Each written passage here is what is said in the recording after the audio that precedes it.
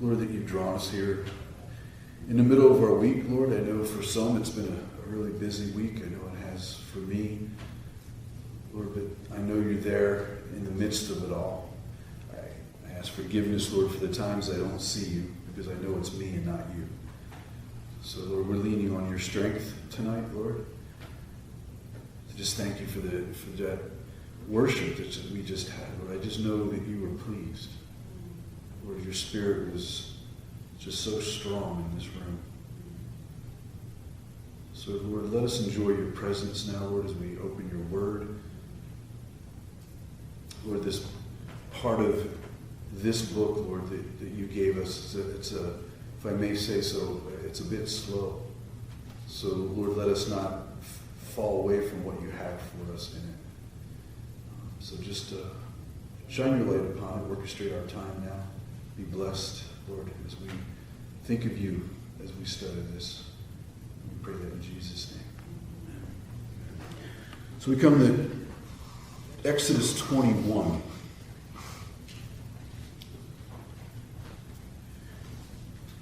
And as I mentioned in my prayer, the real exciting part of this book is kind of taking a break. And we come into what could seem like a really dry part of the book, and yet nothing that God gave us in his word has less importance.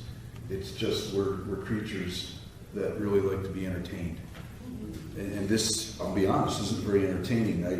I tried several different ways as I studied it to make it more than it is, and I can't and I shouldn't. But we come in, we've come out of chapter 20 considering the Ten Commandments, seeing God starting to set a standard for this people that he's calling out from the rest of the world, really. And now he continues on bringing these laws, or he calls them judgments, in the first verse of our chapter tonight. And it'd be easy just to kind of see it as a burden. But we must keep at the center of our thoughts as we go through the next 3 chapters or so what God is up to.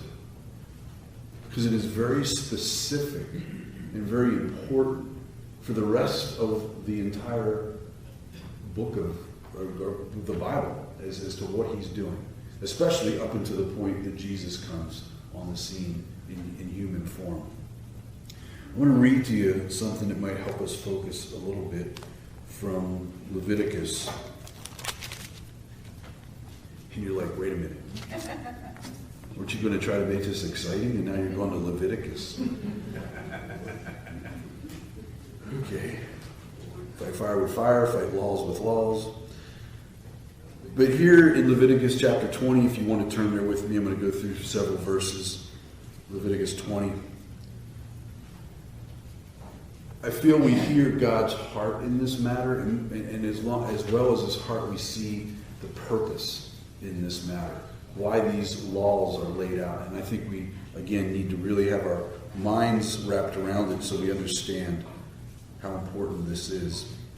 Beginning in verse 22, it says, "You shall therefore keep all my statutes and all my judgments, and perform them, that the land where I am bringing you to dwell may not vomit you out. And you shall not walk in the statutes of the nation which I am casting out before you. For they commit all these things, and therefore I abhor them. I have said to you, you shall inherit their land, and I will give it to you to possess, a land flowing with milk and honey. I am the Lord your God, who has separated you from the peoples. You shall therefore distinguish between clean animals and unclean, between unclean birds and clean. And you shall not make yourselves abominable by beast or by bird or by any kind of living thing that creeps on the ground, which I have separated from you as unclean. And you shall be holy to me, for I am the Lord, for I, the Lord, am holy, and have separated you from the peoples that you should be mine." For that to take place, what's spoken of there, all of these laws are necessary. Because there is a way the world looks to God. And God is looking at this people that he's calling out and says, you shall not look like that. Your conduct should not be like that. You will not live like they live. Because I am calling you out to be the people of my word and the people from whom I will bring the Messiah. And because of that, I need to consecrate you. I need to set you aside. You need to be a holy nation. And for that to be true, I need to educate you, is what he's saying, in the ways that you should go. I need to point out to you things that everyone else around you is doing that I don't want you to do. And I want you to understand it's all for the purpose that when you get to where I'm sending you, you will not be absorbed into the people that you will find there. Because they're going into a horrible place, more than we can really conceive of. They're fighting a battle that is way bigger than them, and we see that in the fact that only the Lord triumphs in all of the fights that they have ahead of themselves. And they're fighting the fight that was laid out at the very beginning of our Bible, chapter 3, verse 15. It's also this verse is often called the proto-evangelium, which means the first gospel. And it says, and I will put enmity, this is God speaking to the serpent, I will put enmity between you and the woman, and between your seed and her seed. He shall bruise your head, and you shall bruise his heel. So he's saying there's a battle coming.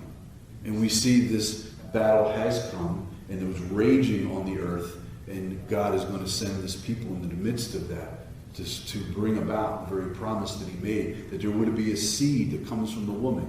And in that verse, seed, the second time it's used is capitalized, because it speaks of the Messiah, the woman being Mary. But it also says that Satan has a seed, that he will give birth. I believe ultimately that comes as a person, in the person of the Antichrist, as we've been studying on Sundays.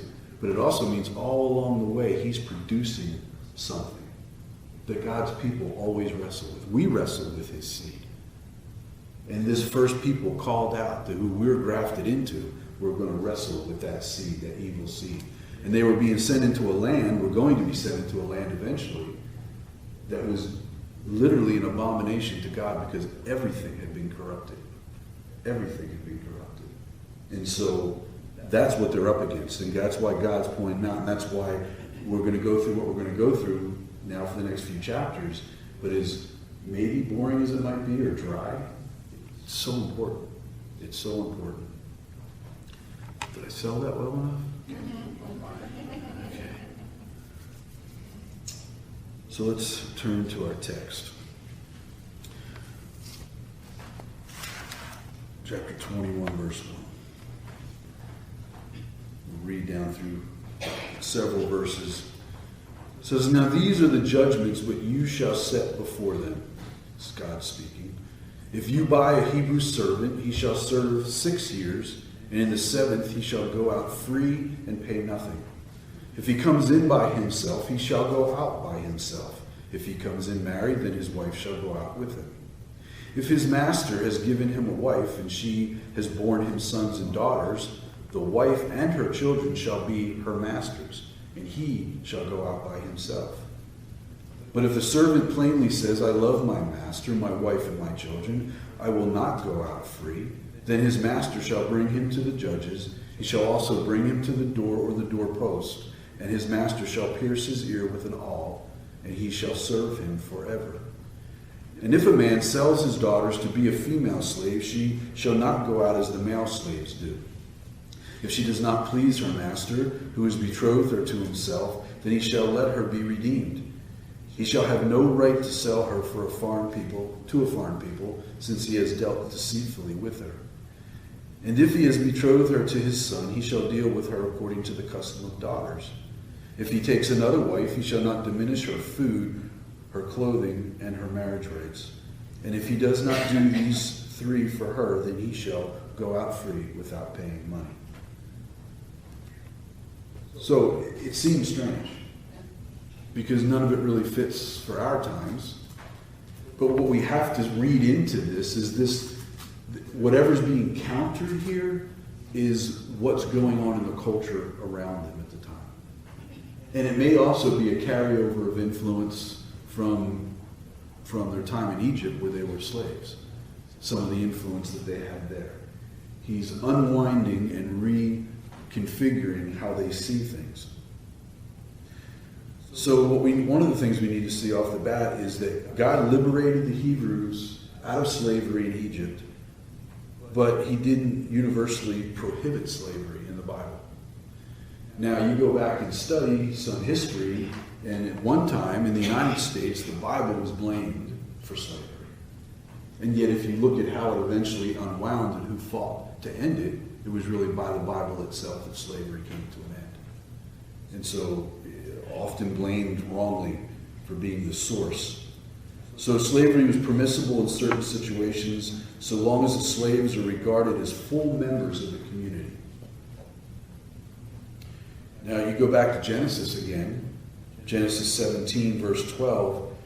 It says, "He who is 8 days old among you shall be circumcised, every male child in your generations, he who is born in your house or bought with money from any foreigner who is not your descendant." So there's a statement there of inclusion.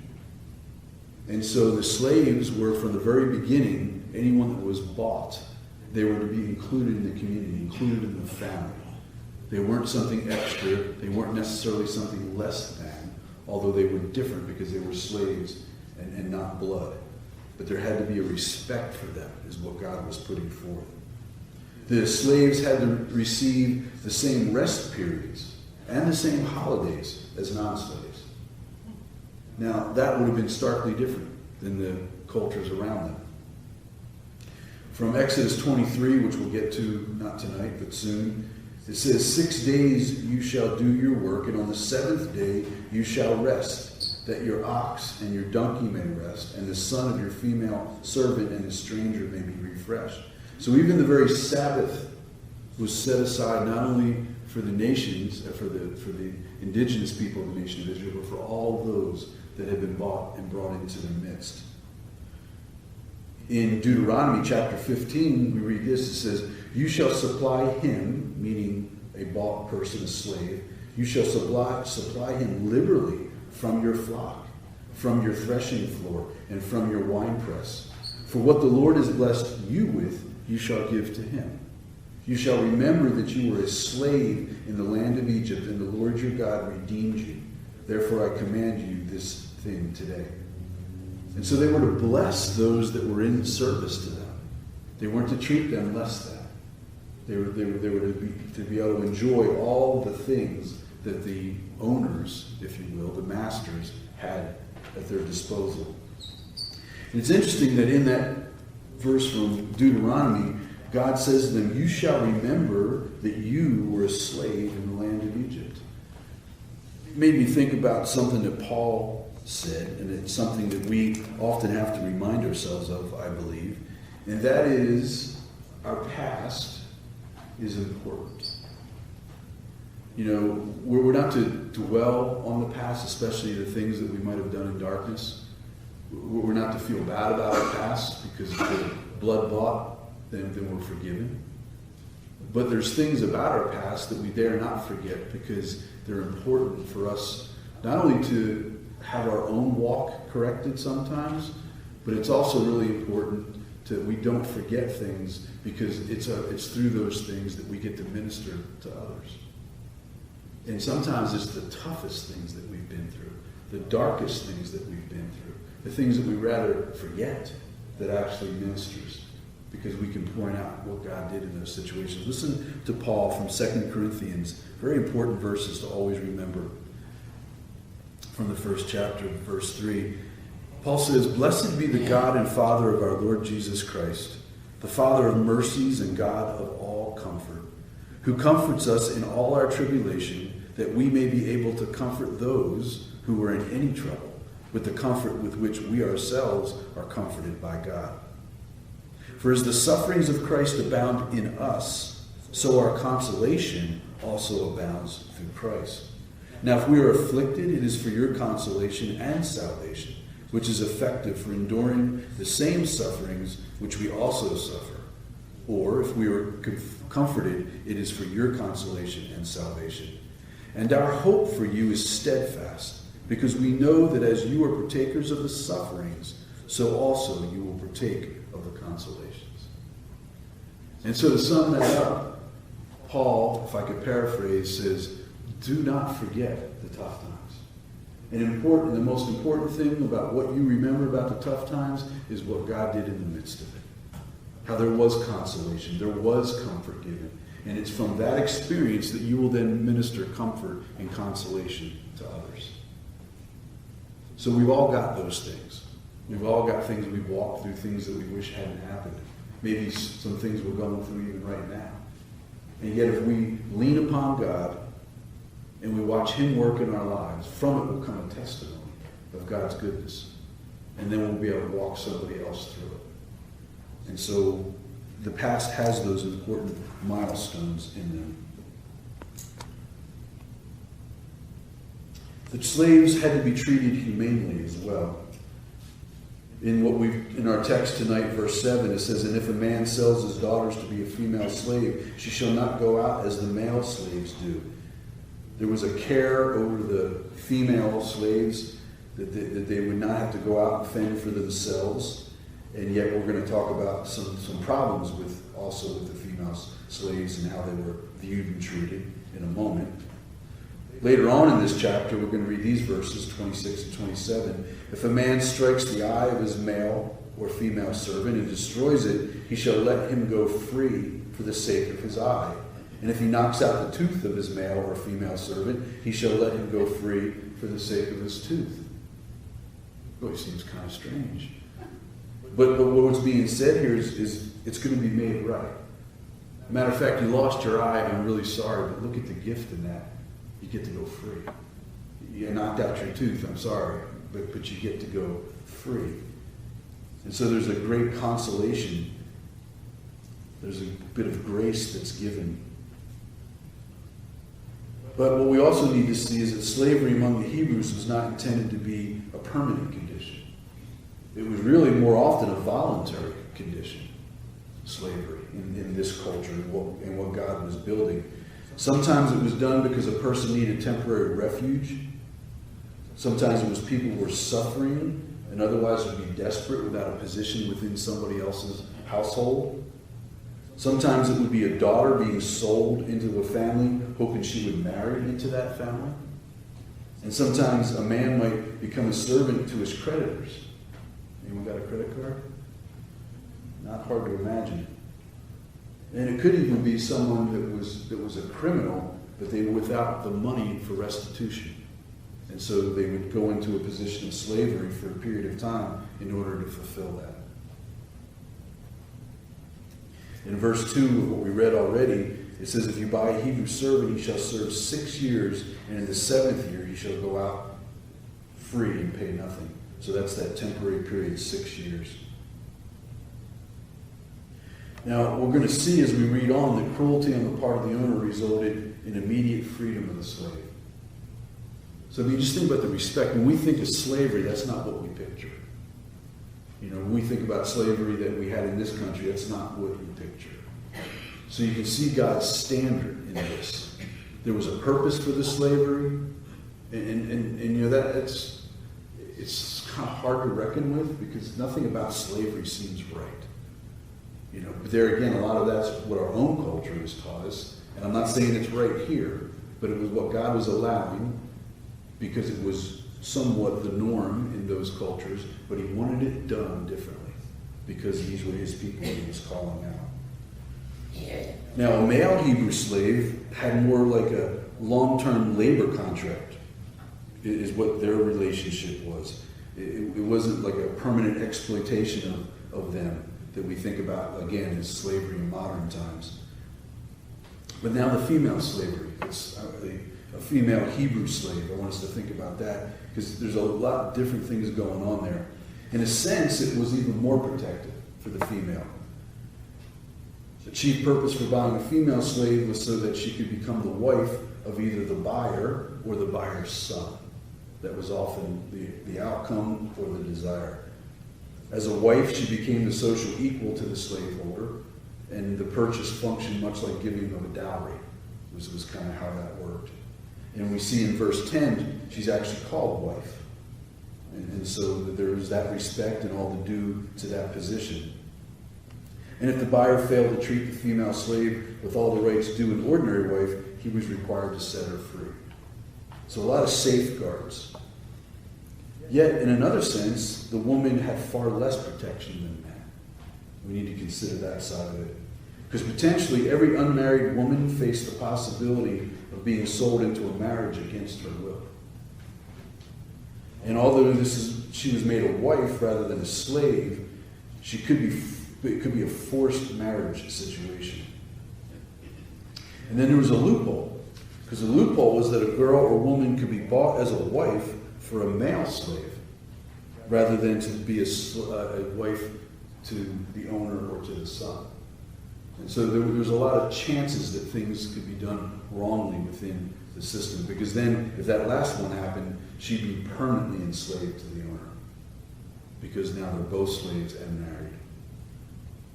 So the question that I would ask, and I don't have the total answer to it, were there injustices in this system? Well, my answer would be there's people in this system. So in that sense, I would say there were probably injustices, there were probably abuses, and again, I'm not going against what God is allowing, but it doesn't really seem like a very agreeable way of life to be a slave at all. And yet again, it was a cultural thing that was accepted. And so God was trying to not banish it, but he was trying to bring it in line with his own purposes and his own sense of order. And you know, if you think about them as best as we can look at this description, then you do think about today. You know, there's tens of millions of slaves on earth today. Numbers anywhere from 27 to 47 million people are in slavery tonight while we sit here. And a lot of that slavery, you would be very surprised, is right in our backyard. There are a lot of, you look at sex slaves, and you look at that whole culture. Portland is on the radar. If you've ever studied any of that, Portland's a big human trafficking city. And when you get into that, and the ugliness is just, I marvel at it. If we were in a big city, that would be a ministry that I would love to get into the rescue of those people, and then getting them set up in homes and that whole transition back into real life. I've said to the Lord often if that's something he'd like us to do and show us, but I've never seen it. But I mean, slavery is now as big or bigger than it's ever been. And then you think of people that we wouldn't necessarily classify as slaves, but you go to third world countries, and in my mind I kind of call them factory nations, because they're the places we moved all our factories to. And you have people that are working, they're sort of free, and yet they don't really make enough to live. And their conditions are really worse than what we read here that the Hebrew slaves had. There's a factory in China called Foxconn. And Foxconn is the main factory for Apple. And everyone with an iPhone should feel a little guilty, and I've got one, so I'm numbered amongst it. But when you read about and understand what's happening at Foxconn, you're like, wow. All that just so we can have an iPhone that doesn't cost $10,000, it costs $290. But the conditions are horrible. They actually have nets all around the top of the factory buildings, nets that go out, and they're suicide nets, because the number of people that were jumping off the buildings during their workday and killing themselves was too much. So they put up nets to prevent people from killing themselves. And you can go on and on, you can do your own research. But all I'm saying is we can get this taste in our mouth about slavery, and yet this is God that is speaking into a culture and saying, if this is going to go on, I'm not going to stop it. But what I'm going to do is I'm going to make it right for you, because I am drawing you out for a very specific purpose. Before we leave this section, let's consider verse 5 and 6 of our text. It says, but if the servant plainly says, I love my master, my wife, and my children, I will not go out free. Then his master shall bring him to the judges. He shall also bring him to the doorpost, and his master shall pierce his ear with an awl, and he shall serve him forever. And so there's what I think is just kind of an awesome picture, is that a person's a slave and they love their situation, which could be if you're going to get treated equal, as the family, then that could be a really good situation. And you're employed. And you got a roof over your head. You don't have to commute. I mean, there's good things. You got free Wi-Fi. I mean, but if you love your situation, you love your master, and you love your wife, your kids, you're like, you know what? I'm in no hurry to go. I'm willing to stay right here and just do this. Well, they would take you before the judge. The judge would make sure everything is in line, and then they would take them to the doorway. And this may not sound too pleasant, but basically they would pierce their ear against the doorway. And then they would put a ring into it, and that identifies you as a permanent slave, indentured servant, or whatever you want to call it in someone's household. But I also see in there, and I don't read too much in it, but I see kind of a neat picture of our Lord. Because he loved his master. He loved his Father. And he was willing to do whatever it took, and he wasn't running away from the responsibilities. You know, he loved his wife in the sense that he was doing this for what would become his bride, us. And then he was pierced for his decision to go through with everything the Father sent him to do. And so I kind of like the overlap of pictures there. Let's pick up back in our text now, verse 12. It says, "He who strikes a man so that he dies shall surely be put to death. However, if he did not lie in wait, but God delivered him into his hand, then I will appoint for you a place where he may flee. But if a man acts with premeditation against this neighbor to kill him by treachery, you shall take him from my altar that he may die." Okay, so now we've got this principle of capital punishment. It goes all the way back to chapter 9 of Genesis. In chapter 9 of Genesis, verse 6 says, "Whoever sheds man's blood, by man his blood shall be shed, for in the image of God he made man." And then we can jump over to Romans 13, and it speaks about the state has the right to use the sword of execution. And so there's a precedent, biblically, scripturally, for capital punishment. But there's some conditions here for how things are to be applied or not applied. So a man kills another man, but they determined that he did not lie in wait. Therefore, you could jump ahead and say, okay, so it wasn't premeditated. And he said, "I will appoint you a place where you can flee." Now, eventually, later on, if we went forward, we'd find out that what the Lord did is he set up what was called sanctuary cities. Now, these sanctuary cities were for people that basically we would say were guilty of manslaughter. They accidentally, unintentionally killed somebody. Well, it was a very strong precedent that if someone killed a family member, you could take vengeance. So before that could happen, a person was able to get away to a sanctuary city and await time for the trial and the judgment to come about. So God would provide that eventually. But if it's meditated, then that's different. And that person, it says, "Take him from my altar." Because in a lot of cultures, as long as you could get to the altar, it was kind of like today when we see somebody go hide in a church and claim sanctuary. You know, if you could get to the altar, you're free. But here, God's saying, you can get to my altar. But if it was intentional, then take them. Take them and deal with them. Verse 15. "And he who strikes his father or his mother shall surely be put to death. He who kidnaps a man and sells him, if he is found in his hand, shall surely be put to death. And he who curses his father or his mother shall surely be put to death." Okay, we got 3 to deaths in a row. Stop and think about it. He who strikes his father or mother shall be put to death. Now, that striking really speaks of killing. And in this sense, it's really not important that we consider it's a father or mother, because it would just go right back to the rules for murder. Period. But it's as if they're saying, even if it's your mother and father, which should make sense. I mean, because that should seem even worse. And then if you kidnap a man and sell him, or if he's found in his hand. Now that term there, if he's found in his hand, actually means if you're found with the money. You're found with the money. You sell him, and now you sold him into slavery, basically. You have the money from that transaction, you shall be put to death. And it's interesting because kidnapping is still a very, very serious charge, federal charge. Immediately. As soon as there's a kidnapping, the feds are called immediately. In verse 17, he who curses his father or mother, so we come back to father or mother, shall surely be put to death. And this is pretty much a death threat, is what this is. You've now threatened to kill mother and father. And what we see in that is God's effort just to keep peace between the generations. I mean, he's trying to maintain peace between the generations.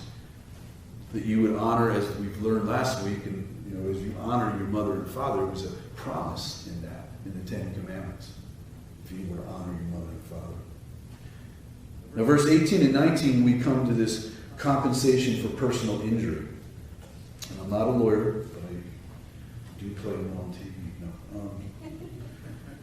If men contend with each other, and one strikes the other with a stone or with his fist, and he does not die but is confined to his bed, if he rises again and walks about outside with his staff, then he who struck him shall be acquitted. He shall only pay for the loss of his time, and shall provide for him to be thoroughly healed. So two men get in a fight. One strikes the other with a stone or the fist, but the other does not die, but he's confined to his bed. Now if he gets up and he walks around, it's all good.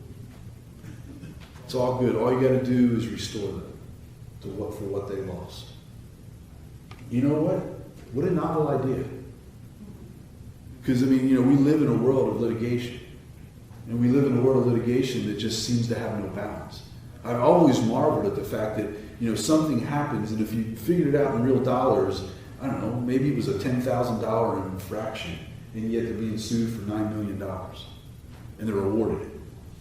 I've never got it. We're litigation sick in this country.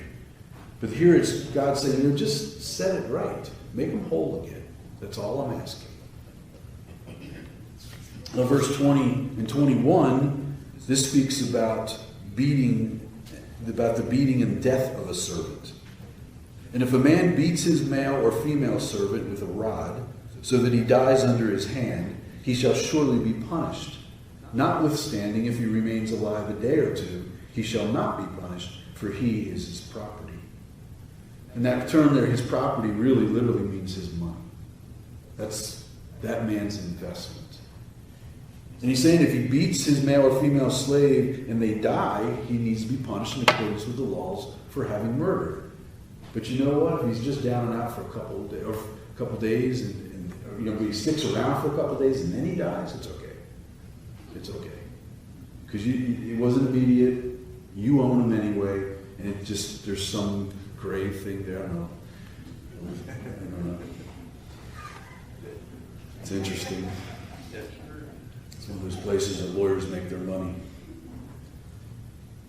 But the thing is that, a lot of other cultures, the master was held blameless if he murdered a servant. And that's the difference. The difference is he's saying there's some grace here, depending upon what happens in the fullness of the story. But in other cultures that had slaves, they weren't considered human. So to kill them was nothing. You wouldn't even think about it. There'd be no penalty for that. So we see a lot of emphasis here on whether something is intentional or unintentional. God's judging the heart here in a sense for intention. Now we get into laws of retribution, verse 22. If men fight and hurt a woman with child, so that she gives birth prematurely, yet no harm follows, he shall surely be punished accordingly as the woman's husband imposes on him, and he shall pay as the judges determine. But if any harm follows, then you shall give life for life, eye for an eye, tooth for a tooth, hand for a hand, foot for foot, burn for burn, wound for wound, stripe for stripe. So again, intention, unintentional, what's the outcome? There's variables here. But even if the injury is done to this woman with child, even if she gives birth prematurely, as long as no harm follows, it's just up to her husband what the penalty should be. And it has to be then brought before the judges so that can be determined. But I think we need to focus on verse 23 to 25, because how often have we quoted or heard someone quote, eye for an eye? And it always is leveled or with like a great heaviness. You know, an eye for an eye. Someone kills, someone gets killed. And yet, really, when you look at that, this is God's, just righteous judgment again. And again, it comes back to just making someone whole. No more, no less. I mean, if tooth for tooth. You lost a tooth, give a tooth. No more than that, but you got to give what's due. So, I mean, it's a balance. It's not this heavy hand. Now, life for life, that's pretty heavy. But there we go back to the rules again. Well, what happened? Well, someone died by your hand intentionally. That's the penalty. But after that, less than that is just equals. You stole his bike, give him a bike. You wrecked his car, buy him a new car. I mean, it seems so simple, and yet wouldn't that make things just a lot easier, a lot clearer? It would seem. Then the next two verses is the law of retribution as it regards masters and servants. If a man strikes the eye of his male or female servant and destroys it, he shall let him go free for the sake of his eye. And if he knocks out the tooth of his male or female servant, he shall let him go free for the sake of his tooth. So in a sense, the reward is greater than the insult that came to them, I think. But also, there's a hidden penalty in this that I thought about this time, is they've lost their job. So in a sense, okay, look, I'm sorry about that. You know what? You can go free. But if they were there because they couldn't afford whatever, or because they were in a desperate situation, they've now lost their income. And their damaged goods. So it's kind of interesting. Now we kind of switch gears a little bit with verse 28, because now we're going to determine guilt when an animal kills a human. So I guess we have to determine whether the animal was intentional or unintentional. Verse 28. If an ox gores a man or a woman to death, then the ox shall surely be stoned, and its flesh shall not be eaten, but the owner of the ox shall be acquitted. But if the ox tended to thrust with its horn in times past, and has been made known to its owner, and he has not kept it confined so that it has killed a man or a woman, the ox shall be stoned, and its owner also shall be put to death. If there is imposed on him a sum of money, then he shall pay to redeem his life whatever is imposed on him. Whether it is gored a son or gored a daughter, according to this judgment, it shall be done to him. If the ox gores a male or female servant, he shall give to their master 30 shekels of silver, and the ox shall be stoned. So again, you have an ox that kills, but if it's something that's sort of out of the ordinary, then basically the ox gets stoned. It says it shall not be eaten, which means that really it's not going to be sold. There'll be no money made on it. But the owner of the ox shall be acquitted. Now, if it's been known that ox often attacked others, kind of a bad pet scenario, then and it's known to the owner, and he's not kept it confined, he's done nothing about it, and then it kills, then the ox shall be stoned, and the owner also shall be put to death. A little responsibility there about taking care of your animals. And if there's imposed on him a sum of money, in other words, if in case maybe, okay, they don't want the death penalty in this case, they just want to be reimbursed the money, then they just need to pay. And it says he needs to pay to redeem his life, whatever is imposed on him. And it doesn't matter who it's gored, it's still the same penalty. And it's interesting because if the ox, verse 32, if the ox gores a male or female servant, he shall give to their master 30 shekels of silver, and the ox shall be stoned. It's interesting because that's the same amount that Judas received for giving up Jesus. Because in a sense, he sold Jesus into slavery that night. Of course, he was set free, and so were we. Verse 33 and following, we get these laws regarding the principles of negligence and restitution. And if a man opens a pit, or if a man digs a pit and does not cover it, and an ox or a donkey falls in it, the owner of the pit shall make it good. He shall give money to their owner, but the dead animal shall be his. So in a sense, he's buying the animal back. Verse 35, if one man's ox hurts another's so that it dies, then they shall sell the live ox, divide the money from it, and the dead ox they shall also divide. So in a sense there, notice the owner still kind of makes out. Verse 36, or if it was known that the ox tended to thrust in time past, and its owner has not kept it confined, he shall surely pay ox for ox, and the dead animal shall be his own. Now it's interesting that in each case, the owner kind of gets to keep the animal. Make it good, but you get to keep the animal. And something in those verses tells me that God's going, they are animals after all. I mean, they're not humans. I mean, we can't really control their behavior as much as we might need to keep them on a lead or keep them locked up, fenced up, or whatever. I think God's given some grace there because after all, they're just animals. We kind of see the rhythm here, I think, of the way these laws are being applied. You know, God's looking for responsibility. If you're being responsible, okay, you still owe something, but the penalty isn't so great. But if you've been irresponsible or intentional about your crime, then the penalty is swifter, harsher, and so it should be. So with that in mind, what I want to do is I want to read us about 15 verses in the next chapter. And all it is more scenarios like this. Just we're not going to stop and discuss them.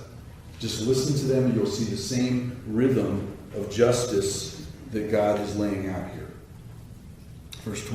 Chapter 22, verse 1. If a man steals an ox or a sheep and slaughters it or sells it, he shall restore 5 oxen for an ox and 4 sheep for a sheep. If the thief is found breaking in and he is struck so that he dies, there shall be no guilt for his bloodshed. If the sun has risen on him, there shall be guilt for his bloodshed. He should make full restitution. If he has nothing, then he shall be sold for his theft. If the theft is certainly found alive in his hand, meaning the money, whether it is an ox or donkey or sheep, money or something else, he shall restore double. If a man causes a field or vineyard to be grazed and lets loose his animal, and it feeds in another man's field, he shall make restitution from the best of his own field and the best of his own vineyard. If fire breaks out and catches in thorns, so that stacked grain, standing grain, or the field is consumed, he who kindled the fire shall surely make restitution. If a man delivers to his neighbor money or articles to keep, and it's stolen out of the man's house, if the thief is found, he shall pay double. If the thief is not found, then the master of the house shall be brought to the judges to see whether he has put his hand into the neighbor's goods. For any kind of trespass, whether it concerns an ox, a donkey, a sheep, or clothing, or for any kind of lost thing which others claim to be his, the cause of both parties shall come before the judges, and whomever the judges condemn shall pay double to his neighbor. If a man delivers to his neighbor a donkey, an ox, a sheep, or any animal to keep, and it dies, is hurt, or driven away, no one seeing it, then an oath of the Lord shall be between them both, that he has not put his hand into his neighbor's goods, and the owner of it shall accept that, and he shall not make it good.